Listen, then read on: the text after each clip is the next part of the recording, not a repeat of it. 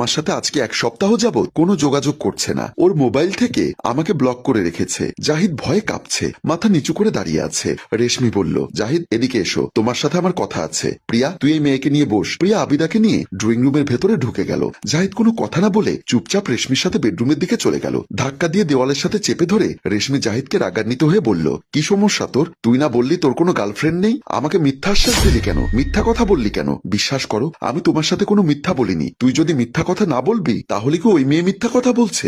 একদম সত্য কথা, ওই মেয়েই মিথ্যা কথা বলছে। আমি কিন্তু বোকা না যে তুই যা বোঝাবি আমি তাই বুঝবো। আমার বিশ্বাস ওই মেয়েই সত্যি কথা বলছে। বিশ্বাস কর, আমি মিথ্যা কথা বলছি না। তুই অনেক বড় চিটার। এই মুহূর্তে তুই আমার বাসা থেকে বের হয়ে যাবি। তুমি এসব কি বলছো? আমি কেন বের হয়ে যাব?